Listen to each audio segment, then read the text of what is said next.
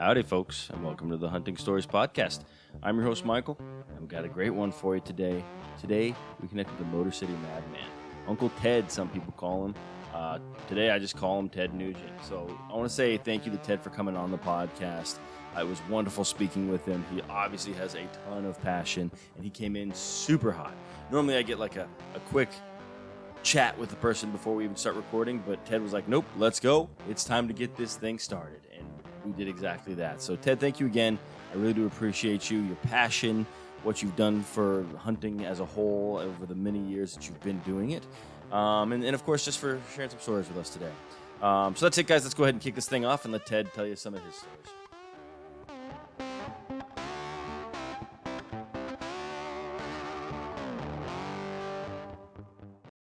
Whatever you do, record.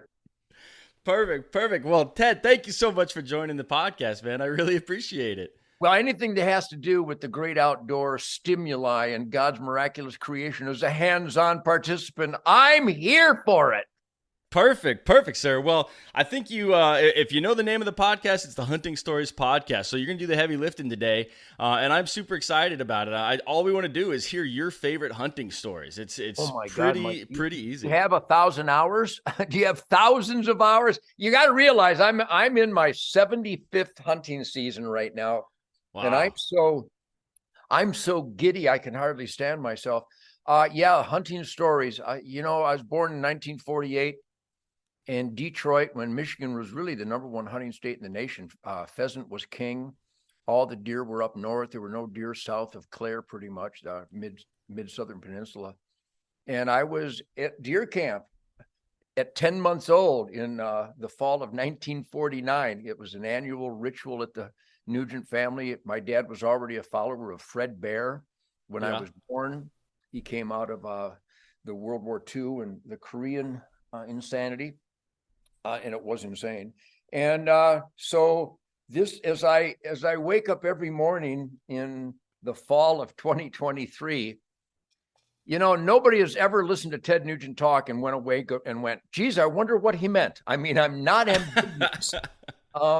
I've got this English language down to a pretty good efficiency, but I am helpless to find adequate verbiage to describe the excitement level, the tradition, the euphoria, the challenge, the stimuli, the happiness that I'm having right now as I enter my 75th birthday, going all the way back to following my dad in the Northwoods of Michigan with my little fiberglass, I think it was a blue fiberglass bow, shooting 140 grain field points that we got from Miller's Feed Store on Grand River in Detroit. You could literally buy a beautiful handmade Port Orford cedar shaft after the hunting season with the big heavy 140 grain that matched most of the broadheads back then, particularly the Bear Razor Hood. And you could get those for 10 cents a piece, the whole arrow. Wow.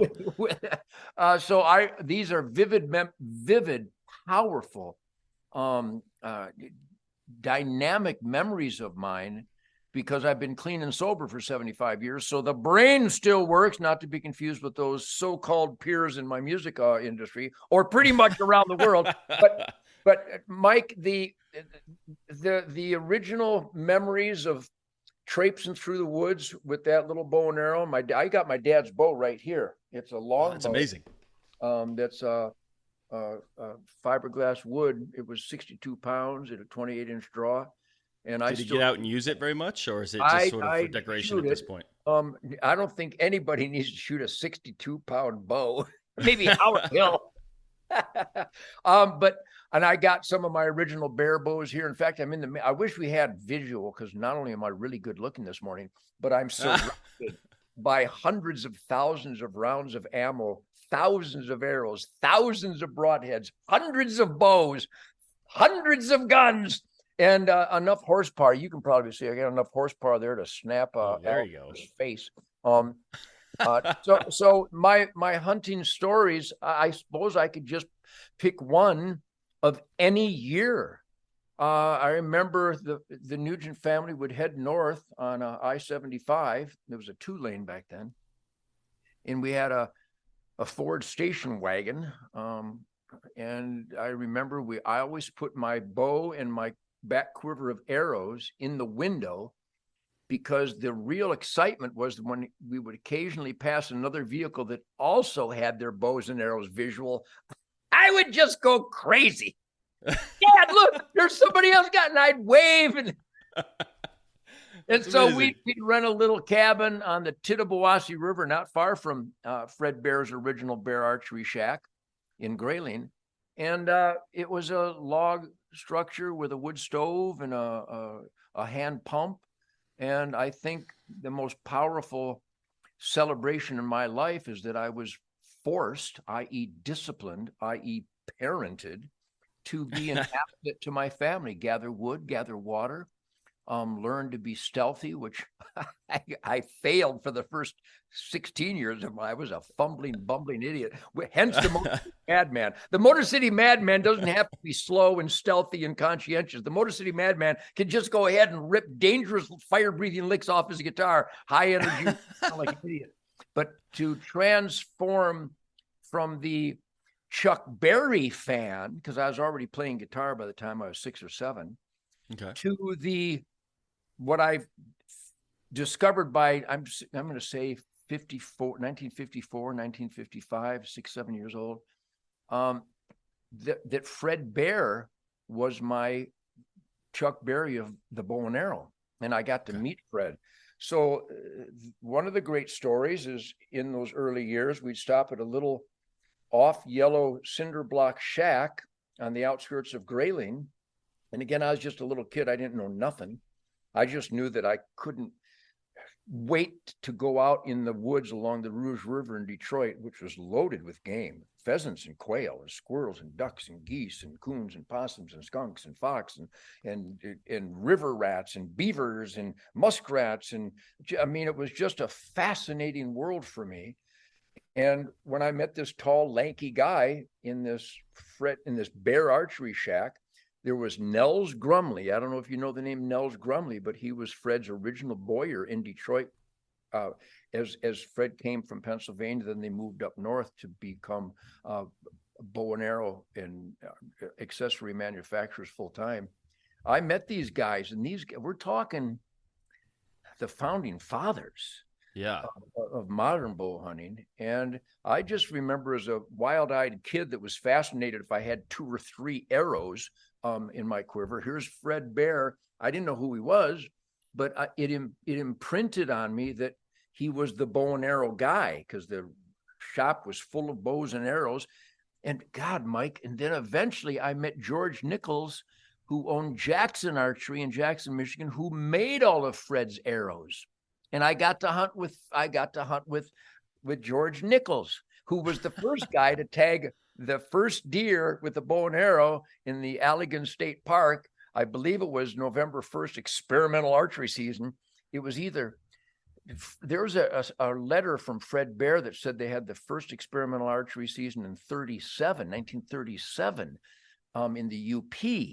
But George, maybe that was a UP experimental, because George tagged the first deer with his U longbow, which I have right here. The actual bow? Yes, I have his bow. George became a dear friend and a hunting partner and a guide for me, learning so much from my dad, from Fred, from George, and from Bruce Gilpin. That's an important name. And Raleigh Harms and Marv Leslie. These were the guys that were in that November 1st, 1947 experimental season in the Allegan State Park. And I got to hunt with these guys, share campfires with these guys, communicated with Howard Hill and Doug Walker, and hunted with Fred Bear for over 40 years. I mean, if I reek of effervescence, it's because of those masters that I was able to glean some of their knowledge, their energy, their spirit, their wisdom, their talents. And so here I am at 75, and I have figured out how to apply all that positive energy from those masters. And I do not buy chicken. I kill a lot of deer. I've hung up 11 already this year with my bow. Wow. And so I'm going all over the place because there's so many individual stories that in an overview, it's a never ending story. But if I were to give you the most powerful of all, and I remember the first deer, I remember my dad, I remember the cabin, I remember my family up there, I remember my cousin Mark, I remember hanging out with Fred and be invited to his Rose City Grouse Haven private hunting camp. But I think the most moving that hunting story aficionados would appreciate is the blessings and the gift and the honor that I've been blessed with, that people who are dying, little boys and girls that are dying. Yeah. Travis, a teenager, 1968, had leukemia, heard my radio interviews raving about the excitement of bow hunting and the outdoor high that I got, because I avoided all the nonsense of peer pressure bullshit, and I got high on God's creation as a participant. And this Travis kid got a hold of my booking agent and said, before I die, I'm going to die here soon. Would Ted Nugent take me hunting? That's so Yikes. cool. Yikes. Yeah, that's heavy. Does it get any heavier? No. Maybe Marcus Luttrell had something heavier, but Marcus and I talk, and I share these stories with Marcus, and he says that this is heavier than his survival experience and terminating evil and surviving overwhelming evil. So little Macon Lynn, 6 years old, dying of leukemia. How does a 6-year-old know who Ted Nugent is? Well, the family told me they watched the Spirit of the Wild TV show, and these kids get a kick out of it. Little Sylvia was 7 years old, and their last requests in life were to go hunting with Ted Nugent. Well, how in God's name could I earn that? But somehow they determined that I did. And those campfires, Mike, I'm sure you'll have wonderful campfires in your life. Everybody listening will have moving, thrilling, joyous, celebratory, spiritual campfires with family and friends. But I'm afraid I've had the ultimate ones when I got to be strong and not cry around these campfires. These little kids asking me questions about music and Fred Bear. Yeah. So there's been a lot of those stories. But I think I would just like to emphasize that anybody listening to a hunting story podcast, please know how powerful this lifestyle we've chosen represents: quality, responsibility, environmental stewardship, true conservation, and that those that may not be born into it and passed on from our family, and those that discover it at any given point in their life, that we know it's thrilling, we know it's fulfilling, we know it's the ultimate sport because it's insanely challenging and demanding and disciplinary, but that people who are facing death want to do that. Yeah. We should celebrate every campfire more intensely from here on out. I started when Travis got a hold of me. I was only 19 at the time, I think.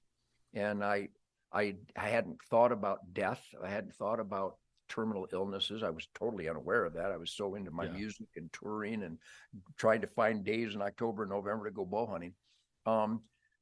That's probably the most important story I can share with you, is that what we do is sacred. It is as close to God. It is as close to God's miracle. It is the most responsible participation in God's miracle, that even little children, not having been taught that or even heard about it, they might have heard me talk on Spirit of the Wild TV. That's what most of the parents tell me, but it immediately imprints on people. And 100%. I think that's the most important story of our lifestyle. I agree, Ted. So I'm a new hunter. I've only been hunting for a handful of years and archery hunting for about 5 years. And before that, whatever. I was playing video games and drinking beers, and really had no agenda as to what I was doing with my life. Well, welcome to life, Mike. Welcome to the real life, Mike. I got to tell you, Mike, I don't mean to keep interrupting, but I'm very excited about exchanging experiences and ideas and beliefs and dreams. Do you know that there are, I know thousands, but certainly tens of thousands of people that have started late? Yeah. And they communicate with me on a nonstop basis that they heard me do a rock and roll radio interview where I just went wild describing the intensity of my outdoor lifestyle and the mystical flight of the arrow and the challenge of getting close to a creature that God created not to let you get close. And people have gone, geez, I thought you were a coward for murdering innocent animals, and then I watched your Spirit of the Wild TV show, and now I'm an addicted bow hunter. So welcome to the party. What inspired you? I think the listeners would love to know. Maybe you've talked about it before, but I've heard so many variations of what got people into it later in life. What finally pulled the trigger for you? Yeah, so when it started with hunting, I had no interest, never thought about it, but my brother-in-law and father-in-law did it, and I was engaged with my wife, and we were living in Washington at the time, and she's like, you should go hunting with them, and I was like, I guess, sure, why not? I smoke a lot of meat, maybe I should know what it's like to take a life if I'm going to eat meat. Amen! Amen! Exactly. Especially because I at the time knew more vegans than I did hunters, so I was like, well, let's see if these vegans have it, let's see if I can do this. Let's see if I can even pull the trigger. So I go out with them, and their camp was more about drinking beers and camaraderie, which I did definitely enjoy. But I moved to Colorado. Actually, it was a hunt in Washington for elk. Turned a corner. It was early October, and this big old bull just starts bugling, and I was like, oh my God. And we ended up putting an elk down that trip, but getting in there, and I was able to pull the trigger. I didn't hesitate. It was just this overwhelming moment where I'm like, this is what I want to do. This is what I want to do the rest of my life. Moved to Colorado, started hunting in the middle of the winter, and I was like, nope. Switched to archery just to switch to September because I didn't like the temperatures. And now I'm just completely addicted to archery hunting. In fact, I've been doing it for 5 years. I killed my first bull elk 2 weeks ago with my bow, and it was absolutely a moving experience. I'll share a video with you afterwards because we caught the entire thing on camera of me actually putting the bull down, and it was super special. I'm gonna have a special episode with guys that took me out because they are very experienced hunters. But it's hard to find a mentor, so I eventually found some guys willing to take me out, and we got it done. And it's just it's beyond my family. It's everything to me. It's well, congratulations. You're expounding and articulating what we all feel. And I know that beer plays a big role in camp, not with me. I think I've had 3 in my life because I couldn't find a cold water when I was grouse hunting. And it was delicious, by the way. better for you than a sugar drink. But did you kill that bighorn ram behind you with your bow? No, sir. That is actually my father-in-law. He passed away this year, and as such, no one wanted it. And I was like, no. That's coming with me. I would love to have it. And so he's a Canadian, and you can get tags pretty easy up there. And he put a couple down, but this one is his favorite story. And I've told it on the podcast before, but I'll give you a quick version of it. Basically, the curl has to be a certain distance for it to be legal. Sure. And my father-in-law, who was a big fan of yours, by the way, it's too bad he's not here to know that I'm talking to you right now. But he one of the curls is exactly what it needs to be. The other one is not. So him just being a hellraiser like he is, takes it into the warden like you're supposed to, and throws it down on the table, making sure the non-legal side is up. And those guys start writing him a ticket and going after him for it. And then he's like, oh, flips that bad boy over, and there's that perfect curl that you need. And so that's one of his favorite stories to tell. So I made sure that that's always going to be in my office, that bighorn. Oh, that's a great story, and it's great, man. And the greatest hunters and the best people in the world are my blood brothers. You can call them fans, but they are my blood brothers. And you'll find that when you get in a group of people, you find the drooling slobs that are just nasty and negative. They don't like me, which is because they're on the whoopee cushion Goldberg, Joe Biden side, and all the good people that are on the Fred Bear side and on the spirit side and on the positive energy and being the best that you can be. Yes, those sir. Are my friends. And he must have been a great man. And that animal, that's what taxidermy is. That is a reminder of who he was and what he meant to you. and his Absolutely. dedication to conservation. So that's why I've always been on a jihad to promote and celebrate hunting. I've never defended it. I don't defend truth, logic, and common sense. I promote and celebrate it. And there's never been an interview. Has it been millions since 1965 with the Amboy Dukes? I do interviews all around the world constantly. I'll be doing some more here today.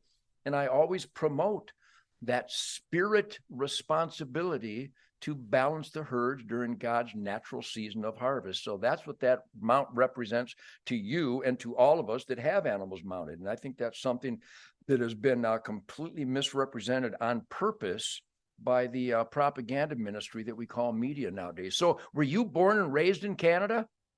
No, my wife was. She was born there, and then she moved to Texas. And so my father-in-law had enough of the politics in Canada, and he moved to Texas when my wife was probably a year old. So she lived there, or down here, because I'm in Texas as well at this point. Lived down here for years and years and years, and she eventually moved up to Boulder, Colorado to go to school, and that's where we met. And, rest is history. Now we're back down here in Whereabouts in Texas are you, Mike? New Braunfels. Oh, yeah, I know it well, man. Sure. God bless real Texas. But we're going through some real bad times in Texas right now because I'm afraid that the Texas Parks and Wildlife is infested with anti-hunters. And they actually have guys from New Jersey that have drag queen flags on their website that are in charge of deer hunting in Texas. Jay Hunter Reed is a gay guy from New Jersey, and I have nothing against gay guys. I got a bunch I write songs with, and they're friends of mine. But when you turn into an anti-hunter and you use your bureaucracy and abuse of power against the people who pay your salary, Texas Parks and Wildlife is as anti-non-Texas as any entity I've ever seen, and they're slaughtering deer, and they're unethical and criminal because they're killing healthy deer and burying them, which is wanton waste of a precious wildlife resource, which is against the law in Texas. It's against the law everywhere except here in Michigan, where you can shoot sandhill cranes, known as a ribeye in the sky, but the law in Michigan says you can shoot them, but you can't eat them if your brain can process that in decency. So that's why I'm a hellraiser and I'm a fighter. And you said your father-in-law was a hellraiser. No wonder he was my blood brother. Because all good people should raise hell against corruption and criminality and abuse of power. And we happen to be surrounded by it today. So I could give you some great hunting stories, how I've confronted bureaucrats. And here's one. When I was growing up, it was the rebirth of bow hunting. We had no idea what we were doing. We didn't move slow enough. We didn't know what a buck grunt was or a deer bleat was. We didn't know what a scrape was or a rub was. We just looked for poop and tracks. And then just started wandering through the woods hoping to encounter one. And we never did kill a deer, but it was against the law, Mike. I mean, really, everybody take a deep breath and try to grasp this insanity, which is ubiquitous in 2023. It was against the law in Michigan to hunt from an elevated position. In other words, there was some man who actually thought he had authority over other men, whether they climbed trees or not. So I fought that law and I got rid of it. And there's been other instances when you had a concealed weapons permit, which, by the way, nobody needs.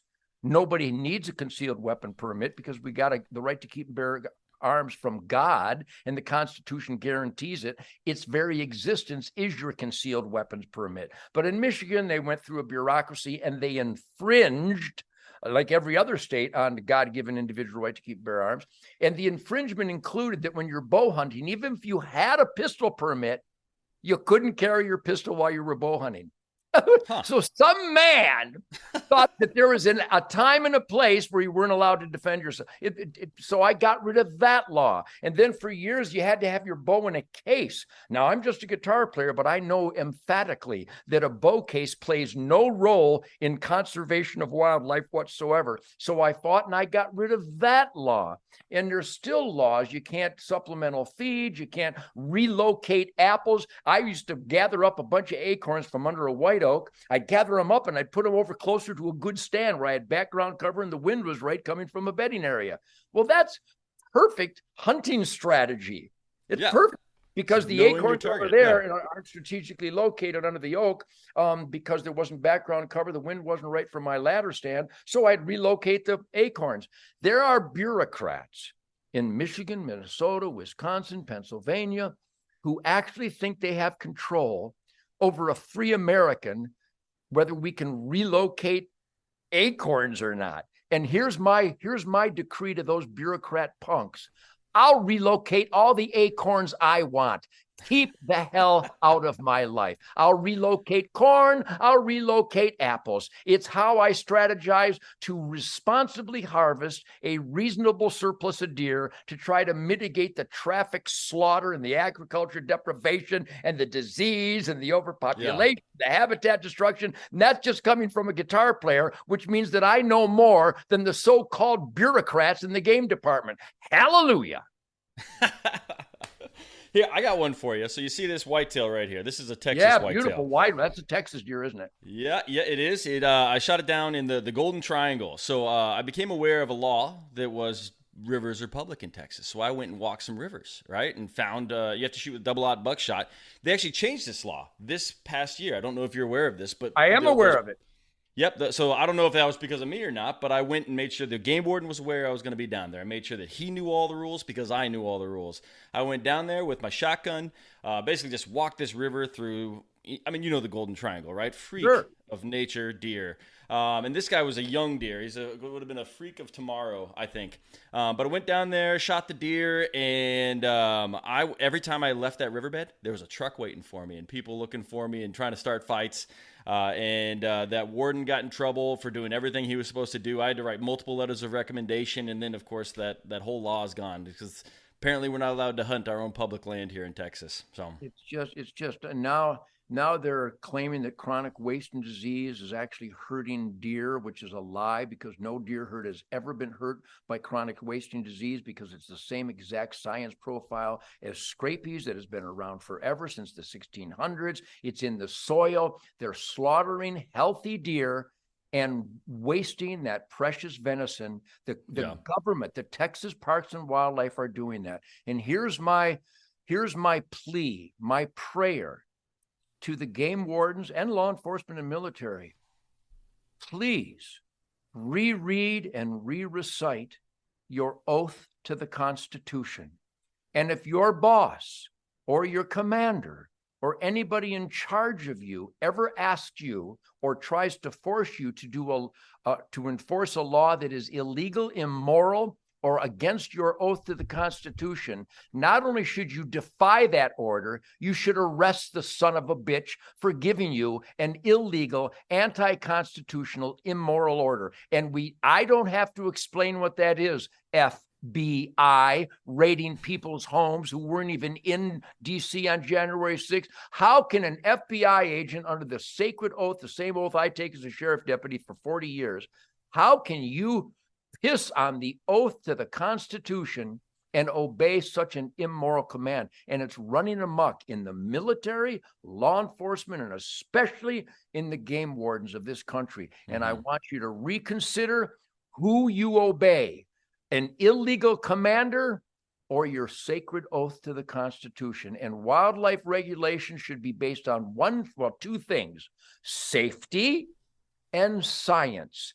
Nothing else. And I can go into, there's a myriad of examples of that. For example, the 3-shell limit for migratory birds. I can shoot 15 doves, but I can only have 3 shells. What the hell do 3 shells have to do with a bag limit? Yeah. I mean, I could go, it's just a harassment tool. It's a harassment tool. So here in Michigan, there's all kinds of nutcase laws, and you're not allowed to put out a mineral block on my own farm. Well, of course I am. Nobody can tell me I can't do that. This is my property. This is my life. It's a mineral block.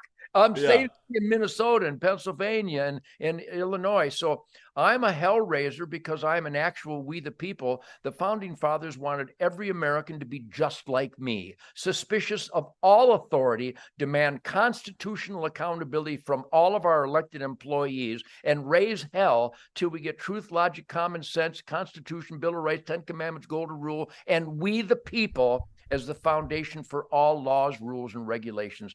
Case closed. There we go. Ted, I'm going to bring us back a little bit. You're absolutely 100% right there, but I want to tell you something that my father-in-law always told me about sandhill crane. I've never actually eaten one, hadn't shot one, but here's a recipe for you. What you do is you take basically a large like river rock, right, and you throw it in the fire, you heat it up. Take that and you put it inside of the sandhill crane, right? Oh, And yeah. that will cook it, right? And so the rest of the recipe is the important part. He says you take that rock out, and then you eat the rock. That's what he always told me about Well, sandhill crane. I got to tell you, I got a recipe for sandhill cranes, and my name is Ted Nugent, and I'm in Michigan, and I will shoot the federal migratory game bird known as the sandhill crane, respected as a ribeye in the sky, and no man can tell me I can't eat it. I will eat the sandhill cranes, and I have a recipe where I hang them like all fowl. Texans don't seem to know this. Not many Americans know this. All fowl should be hung, just like you would hang a deer carcass or a beef carcass, or a lamb or anything but a pig or a bear. You can't really age pigs or bears because of the potential of trichinosis.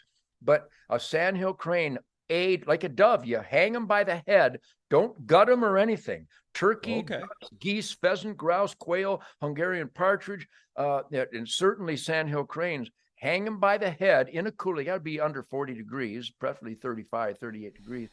And you hang them for a week, and then you skin them. And then you carve out that fantastic breast meat that's just like a ribeye in the sky.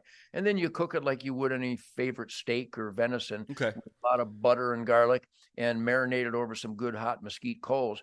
But sandhill crane is delicious. And there's no man in the world that can tell me I have to waste a sandhill crane. So they might want to just kiss my ass.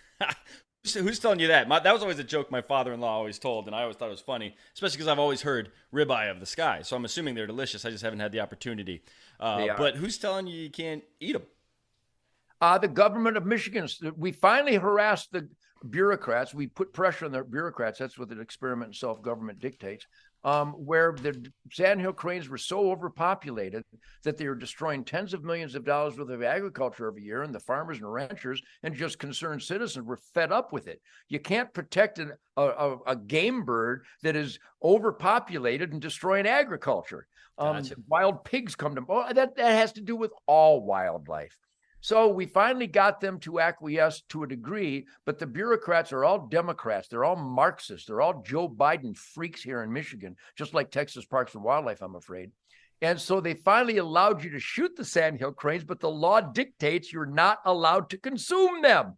Well, that's unethical. That's immoral. Isn't it immoral to kill a game animal and let it rot in the field? That's 100%. The law in Michigan. These people have lost their minds. So I let you kill them, but you can't eat them? It says you cannot consume them. Oh, it's unbelievable. That's Gretchen Whitmer and her lesbian attorney general. And I'm a big fan of lesbians, not when they're idiots, though. Dana Nessel. They literally have a law here that it's a felony if you mispronoun someone. Oh, God. So if I see a guy with a beard and a skirt, I'm going to go, "Hey, sir, how are you today?" Which would be a felony.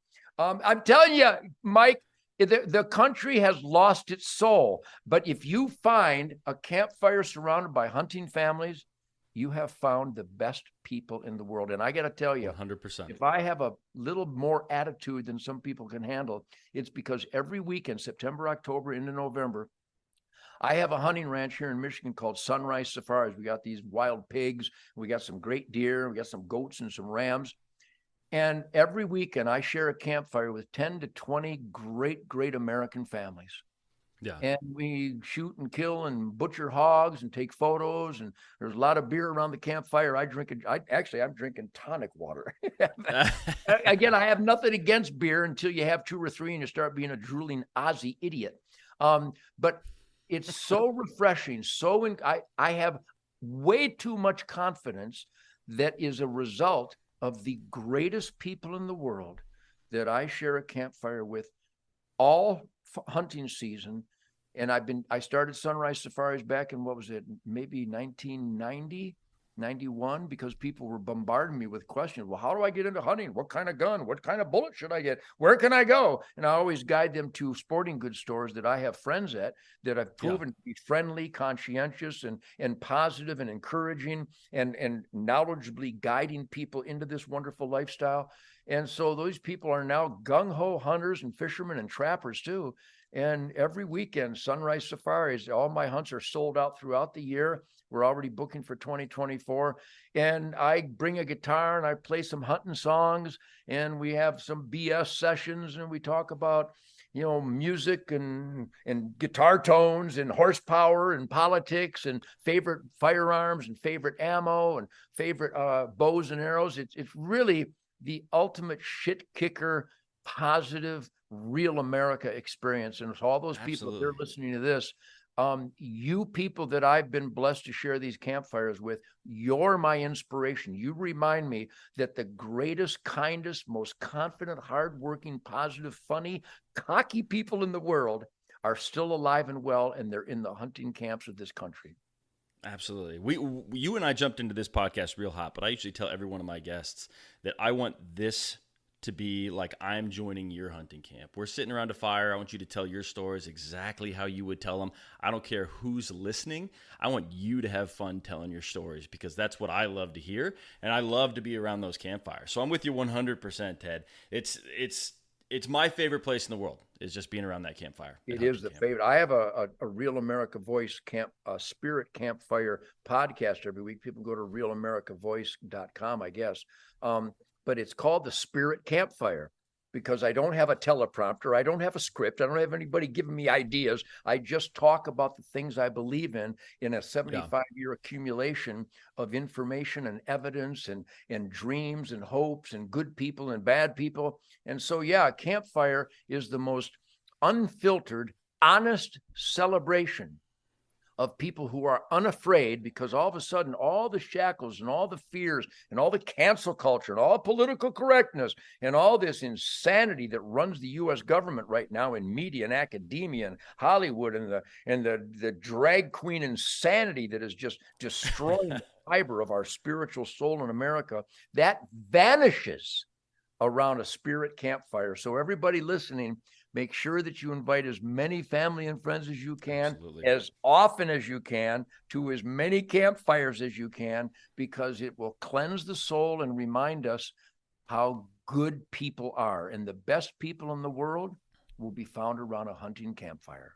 Absolutely. Absolutely. You couldn't be more correct on that, Ted. I'm going to bring us back a little bit more again. We're here to hear some stories, and I know we've gone a little bit on a side rail here, but why don't you, I don't know if you have another story you want to share, maybe, a memorable one with your dad, or maybe one from this season. But I want to make sure we get a couple more stories in. I'll give you another hunting story. My son Fleetwood was born on October 28th, 1968, to my girlfriend Sally and I. And we were two young teenagers that weren't ready to raise a child. So we put Fleetwood up for adoption with the Catholic Charity in Manhattan. And one of the concerns was that the records would be sealed and that we had to give up our child to be raised by a caring parent through the Catholic Charity, which I virtually distrust to this day. But I didn't know better back then. Well, 42 years later, another daughter of mine found Fleetwood. Wow. And Fleetwood had no idea who his dad was. And he was raised by a great woman, Mary Mann, in Manhattan, New York. And Fleetwood had never fired a gun, had never thought about killing his own food, and had actually voted for Barack Obama. But when we met, it was very emotional. And It was instant father-son love and connection. And he couldn't wait to try his hand in the great outdoors. So that's amazing. It's in the blood. so in Manhattan, I'm a sheriff deputy, so I carry a gun everywhere because I helped pass the law, House Resolution 218, where all law enforcement can carry nationwide. Well, what a concept. And so I have some U.S. Marshal friends who I actually do raids with in Texas. I do federal raids against murderers and rapists and carjackers and child molesters. Boy, that's a whole nother story for a whole nother podcast. So I got a hold of a couple of my U.S. Marshal buddies in New York City, and I wanted to introduce Fleetwood to the joys of aim small, miss small marksmanship. Well, my U.S. Marshal buddies thought, all right, let's teach Ted's son the joys of marksmanship. So they brought down a couple of MP5 fully automatic submachine guns to a pistol range in New York City. And we commenced to unleash brass rainbow of taxpayer ammo. And so that is not a hunting story per se, but it's a baptism. Only Ted Nugent's son can be introduced to guns with federal machine guns in New York City. Well, then it was shortly after that he came to our farm in Michigan, and he in order to become efficient with a bow and arrow, whether it's a compound or longbow or recurve, it's still handheld, drawback, and that hand-eye coordination and the touch and the release, whether it's fingers or a tab or a release or whatever you might use. It takes a lot of preparation. But with a crossbow, you can become efficient. If you're good with a firearm, you can become real efficient within a couple dozen arrows once Absolutely. You sight it in. So I got Fleetwood shooting the crossbow, and he was shooting dead on out to 30, 40 yards. So we went into the woods and went to a blind that I've had here since the 70s. And it was a few days before the firearm season. And we got in a shadow hunter blind over the edge of a magnificent swamp. And this giant doe came wandering by in a little food plot that I had put out some rye and wheat and oats before I discovered, some of these wonderful mad scientist commercial food plot, like the buck forage oats that we use now. And this doe come out about 30 yards, and I'm filming for the Spirit of the Wild TV show that's on the Pursuit Network. And Fleetwood is just as cool and calm. He was a restaurateur, so he was the work ethic and his discipline and his focus. He was a real man's man, a husband and a father and a great son, and just as cool, calm, and collected. His first encounter with a whitetail, which can be very, very exasperating. I think buck fever or target panic, but Fleetwood didn't feel any of that. We had practiced on a 3D target, so we knew exactly where the crease was, where that arrow the bolt's supposed to go. And sure enough, he drilled that doe, but I had buck fever. I moved the camera so wildly that we couldn't tell where it was hit. And that bolt coming out of that Excalibur, I don't know, was doing 400 feet a second or something. And he lost, even with a Luminoc on it, he lost track. He goes, did I get him? Did I get her? And I go, I don't know. And so we went down and looked. We couldn't find anything. And I'm going, maybe. He goes, maybe I shot under her. Great story. That we made a big circle, and sure enough, not 40 yards from where she stood, there's this beautiful big swamp donkey that he shot right through the top of the heart. And it was a great, great moment. It harkened back to my first deer, and I immediately got a hold of my dad and my brothers, my mom, and everybody to celebrate my first kill in 1968. And it was an emotional tsunami. Yeah. And we hugged, and it was emotional. And he's now a dedicated hunter. His two daughters have a bow and arrow, and his wife, Danielle, they want to all come out to the swamp this fall. So he comes out every year. It become a tradition where we connect, because he's in New York and I live in Texas, and we have the Michigan swamp. So that's an example story of what it means to us, that you can start late, but your instinct will drive you, especially as a restaurateur. He's got to make sure that all that beef and pork and all that lamb and all that fish is fresh. Well, he immediately grasped and celebrated. You want fresh? Kill it yourself. Yeah. That's the ultimate. So he's become the master chef of wild game. And of course, you can't sell it at any restaurant, but he does provide it for his close friends. With his master chef. It's called the Richmond in Staten Island, New York. It's just a renowned, famous restaurant because of the quality and detail to the culinary celebration. And so that's a great story about Fleetwood and I, and he's still got his family in New York, and now his daughter's going to school. Emma is in Lansing, Michigan, going to the Michigan University, and we're all going to get together. But that's another example of what story. The hunting instinct purity. The hunting instinct is pure, and it will bring you back together, and he can't wait to get back here. My daughter Sasha, my daughter Louisa, my daughter Heather, and my daughter Chantel, my son Toby, who was just here a minute ago, my son Rocco, my son Fleetwood. It's a great calling that we all get together, and it's about the hunting season. That's amazing. That's amazing. How long ago was that hunt? Well, he was 42. He's now 54. So okay. How many years ago was that? Yeah, it'd be in the early 2000s. Maybe late 90s, maybe. Okay. But since then, it's become an annual. That's amazing. And he loved it. And here's a New York City guy who can't wait to head for the swamp and get in a blind with his dad. So that's pretty damn special. It is pretty special. I was thinking like, oh man, he lived in New York. I wonder how this is going to go. But it's awesome that he just embraced the entire experience. It's I think that I want to say that everyone should try it because I think most people would embrace it.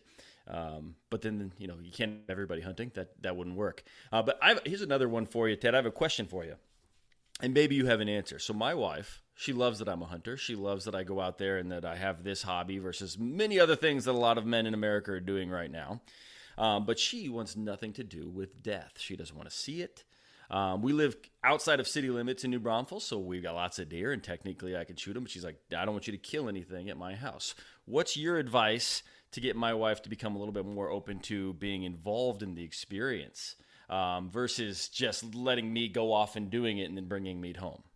Well, I'll give you an example. When I met Shemaine in October of '88 doing my radio show in Detroit, she was the traffic gal, and we hit it off and we got married that next January. And she had never gone fishing or hunting, never touched a gun or a bow, and she didn't know anything about my, shall we say, gonzo advocacy for the Second Amendment and the conservation lifestyle. And so we just lived, and she knew that hunting season came. And Mike, I hunt every day. My tours always end before September, and I hunt every day. If it's a nasty storm, I'll go duck hunting. I hunt every day. September, October, November, December, January, February, up to the MLD season, right up to March in Texas. Then, of course, I hunt exotics year round, and I trap year round, and I varmint hunt year round. So even with 50 days of touring, I did 34 concerts in 44 days this year. It always ends in time to hunt every day. And she had expressed in our early relationship that I would come home with a bow and arrow. You come home with nothing most of the time.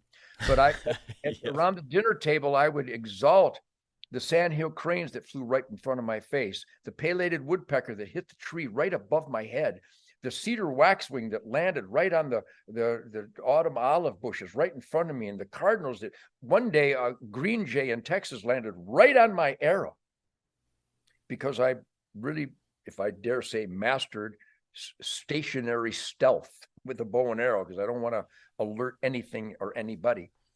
And she goes, you're so happy every day you come in from hunting, but you didn't get anything. You didn't kill anything. I go, well, killing lasts a couple seconds.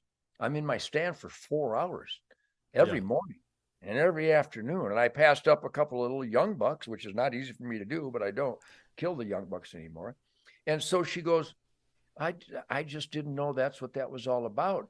And she wanted to try her hand at the bow and arrow just for archery, because she saw what a joy I was having. And she became an incredible archer within the first year.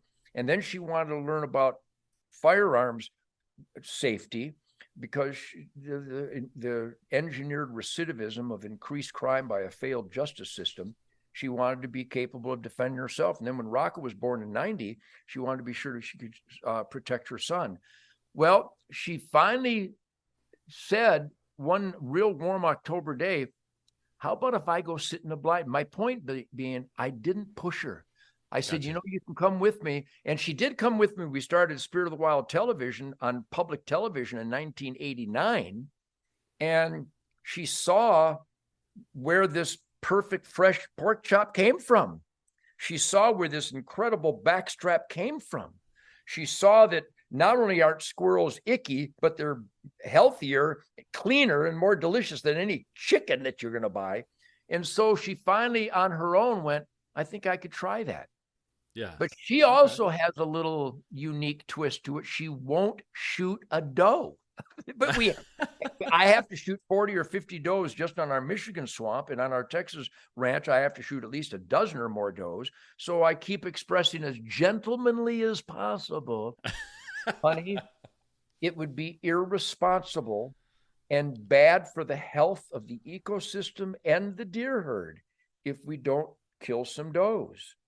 And they have a wonderful backstrap. And it's about balance and a responsible management science program. So I've got her real close now with a couple of new tank blinds from Fort Worth, Texas, where she's real comfortable, even when the weather isn't nice and comfy for her. So she's ready to make that plunge and shoot a doe, but she's deadly. I'm telling you, if she got a little pink 30-pound Matthews, 30 pounds, everybody. Yes, she kills everything with 30 pounds and a 2-blade steel force broadhead that is scary sharp. And she waits for the leg to go forward and she shoots them all in the crease. 600-pound scimitar horned oryx, 30-pound bow, in and out. Wow. 350-pound Aoudad ram, an old 33-inch Aoudad ram, 30-pound bow, 400-grain gold tip arrow, razor sharp 2-blade steel fork, in and out. We watch everything she shoots die right there. So get her to just try archery. I think she'll, as long as you can find a lightweight bow that she does not have to struggle. Yeah. It's got to be graceful and effortless, or they're not going to do it. And that's why so many guys are going to crossbows, because they can't draw their 70-pound bow anymore, which you don't need a 70-pound bow for anything. Fred Bear killed elephant with 75. I've killed Cape buffalo with 55. I shoot a 46-pound brand new Matthews image bow, 46 pounds. Same 400-grain gold tip arrow that Toby and Shemaine and I all shoot. And I kill over 100 deer a year. I shoot another 50, 60 exotics. I kill maybe 100 hogs, and 46 pounds. Everybody is grunting and groaning, hurting their shoulders, stopping to bow hunt and going to a crossbow. And if you want to shoot a crossbow, that's fine. But most of the decisions to shoot a crossbow is because they're overbowed poundage. They're trying to draw back too much poundage and still be stealthy and graceful. So the point is, I think the best way to get your wife into it is go to the range with 22 and have her discover the joys of the hand-eye coordination, aim small, miss small marksmanship, just on targets. And get her a bow and arrow. I believe she'll fall in love with a bow and arrow, even if it's right in the backyard, 10 feet. Archery is still archery at 10 feet because it's left hand, right hand, breathing, sight acquisition, moment of truth, trigger execution. It doesn't matter if it's 10 feet or 20 yards, but it's the archery experience. She'll fall in love with that, and then very gentlemanly explain to her that it's just irresponsible not to kill deer. Because if you don't kill a reasonable and proven scientific-based number of deer, they will be slammed by a Buick. They will die from a coyote. They will die from disease. We are under-harvesting deer across this country. Now, I'm not under-harvesting. You're bringing the average up. I hunt every day. And I got a lot of doe tags on our wild swamp here in Michigan. I have a high fence down the road where I have to shoot a certain amount. We should talk about high fence hunting too at some point, because I can't believe the runaway ignorance and inbreeding and cannibalism in our own sport against high fence hunting, because I've been bow hunting my whole life, and I have a set of essential rules that when we hunt the wild 1,200-acre swamp, I have to abide by these bow hunting rules if I want to kill a deer. The same rules apply in my 300-acre high fence. Right place, right time. Nobody uses a fence to corner a deer. The fence has no control whether the deer shows up or not. You still got to use the wind. You got to use the sun. You got to have silhouette breaking cover. You got to aim small, miss small. You got to draw slowly and carefully, except at the King Ranch, the Kennedy Ranch, the East Ranch, because South Texas have the dumbest deer on the planet, which are my favorite deer in the world to hunt, because I deserve a dumb deer once in a while. The point being is that those free-range South Texas deer are dumber and more relaxed than a button buck in Michigan. So there's a lot of squawking in our own sport. It's not fair chase. All my hunting is 100% fair chase, because all the game I kill didn't have to come to me. They have all kinds of terrain they could have gone. I had to strategize, whether it's the Manistee National Forest or it's my high fence in Texas or in Michigan. And I kill 90% of my deer in open ground. But the deer on open ground have to be killed. We have to harvest the surplus. The same science applies to a high fence operation. Now, there are some high fences.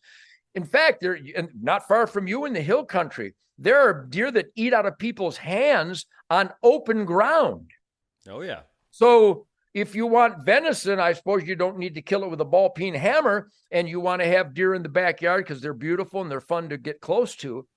But would that be unethical, to put a tree stand in the backyard and maybe shoot a nice poping young buck that's following a dumb doe up your garage? See, there's a lot of points that I know these is about stories, but I'd like to think this is about a campfire awakening story, that hunters have to support choices like the buckshot rule. First of all, the buckshot rule is just insane. Your average trajectory on double odd or triple odd or number 1 or number 4 buck, there's no difference between that and a slug, especially if you're shooting down towards the ground, et cetera. There's so many ballistic realities that the game departments are totally ignorant of. But I'd like to think that on this podcast, Mike, the stories that we share emphasize the joys that we have in our individual choices on what we do in the great outdoors. I have a Scope 308 sniper rifle. I can kill anything out to probably 1,000 yards because I get to train with the SEALs and the Rangers and the Delta Force guys, and they've taught me to shoot long range. But I'd rather see how close I can get. And I do shoot a couple of deer a year at my buddy's place in Uvalde, because I'm not intimate with the terrain. I don't know exactly where to set tree stands sometimes, so I'll get on a promenade and I'll shoot deer at long range, which again is 100% fair chase, 100% legitimate and ethical and righteous and science-based. But we as hunters, we have to support everybody's choice. Deer need to die. Deer need to be eaten. Deer numbers need to be reduced on an annual basis based on population dynamics, carrying capacity of the habitat, and other considerations unique to each topographical location. But the point is, if you want to use a Scope 300 Weatherby, I love you. If you want to use an open sight muzzleloader, I love you. If you want to use a crossbow, I love you. If you want to use a longbow, I love you. If you're Levi Morgan and you can outshoot me at 100 yards that I can shoot at 10 yards, I love him even more. So I think we have to take a deep breath and quit criticizing, if not downright condemning, our fellow sportsmen based on the choice. Deer need to die, and what would ever encourage more participation, more family hours of recreation, and more revenues generated while we balance the herds every year, that's the only goal I think we should all unite on.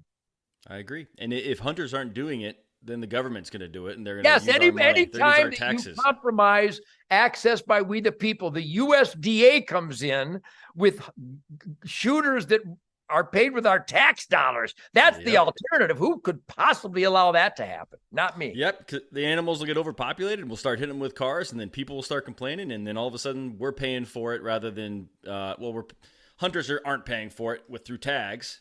Yeah. All taxpayers are paying for it through taxes, which is absolutely ridiculous. But to go back a little bit, I know we're jumping around a little bit, but as far as my wife, she actually has connections with Bear Archery, the company, so I will get her Oh, a bow. kid. And I have a 4-year-old. And yesterday, him and I went and shot. His arrows can't even penetrate the target, but we went out and shot for 45 minutes, just him and me with mom watching. And man, I could tell that I was digging through the wall that she's put up about this whole thing. So I think that you're 100% right. I'm gonna get my wife into archery, but I'm definitely gonna get my son into archery and my daughter when she's old enough. She's only 1. But yeah, that advice is great, Ted. So thank you. We're running low on time. All my grandkids started shooting bows and arrows by the time they were 2 or 3. And of course, you got to really get a real mushy. The recurve is the best, or the Genesis. I think Matthews is the creator of the Genesis bow, and they make the youth version, which is absolutely effortless, just mushy. And okay. Have her use her fingers at first. Make sure that you have feather fletching, not plastic fletching, because plastic fletching will kick off the shelf or the arrow rest on those types of bows. But get them real close to that target, and a bale of straw is the best because you want the arrow to stick. Yep. And you just put a little paper plate with a little black mark in the middle and have them stand just 10 feet so they discover where is my hand-eye coordination pointing? Where is that arrow pointing like a finger? And they'll always shoot high at the beginning because they're putting the tip of the arrow where they want to hit. And of course, that's going upwards. They'll discover what that gap is, but every bow hunter would be well rewarded if they started with a recurve or a longbow, fingers and feather fletched arrows at 10 feet at a bale of straw, maybe just a little piece of tape that about the size of your fist, so they will learn what the next arrow should be. All right, that one was pointed there and it went high. And they will shoot until you have to go, okay, time's up. We need to go to bed now, because people will fall in love with the origins of Zen, which is the mystical flight of the arrow, because as you can control your arrow will indicate if you can control your life. So I wish you Godspeed. But the most important point, it's got to be a bow that she has no struggle whatsoever. It should come back like the Hunger Games. You watch those people shoot. That's a must. They're probably shooting a 10-pound bow for video purposes. But yeah. a 10-pound kid's bow will fling an arrow. That's archery. That's the process. That's perfect. Well, Ted, I know we're running out of time, and I don't want to take you away from the other things you got for the day. I say this to everybody, but if you got more stories, I'm going to listen to them. Otherwise, you can go ahead and tell people if you got anything you want to mention. I know Shemaine's got some stuff going on. You have I don't know if it's a podcast or your show, but if there's whatever you want to share, please feel free right now, and then we'll wrap this thing up.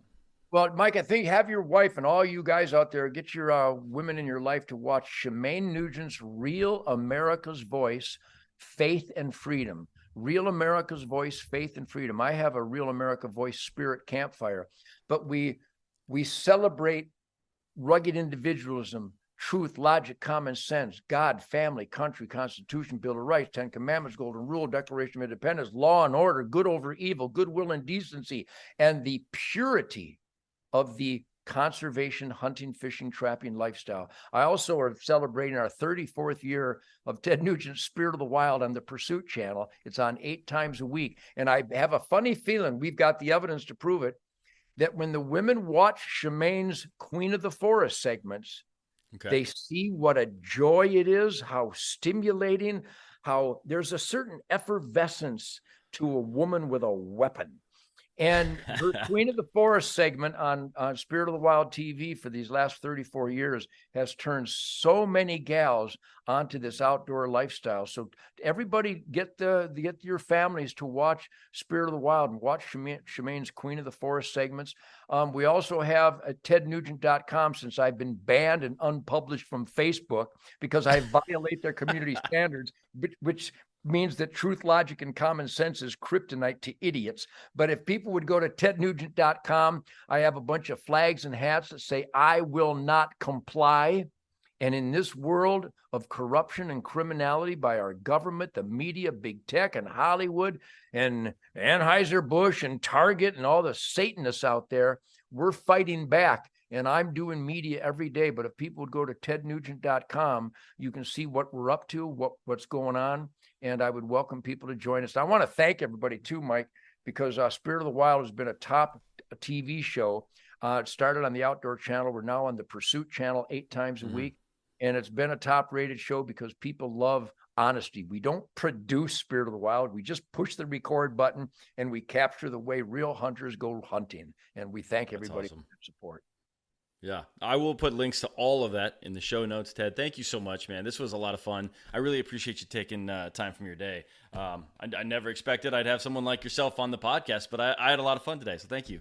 Well, I appreciate it, Mike. We're blood brothers. We're great spirit of the great outdoors, Fred Bear blood brothers. So God bless Texas. Let's make sure that we're putting pressure on the Texas Parks and Wildlife because they're out of control right now. They're guilty of criminal behavior in the wanton waste of good, healthy deer that are being slaughtered and buried for no good reason whatsoever. So if people would go out, in fact, I think we have a link at tednugent.com, but we got a bunch of people that are fighting back and we think we can stop these jackbooted thugs. They're not even Texans. The people in charge of Texas Parks and Wildlife, they're not even Texans. They're from New Jersey.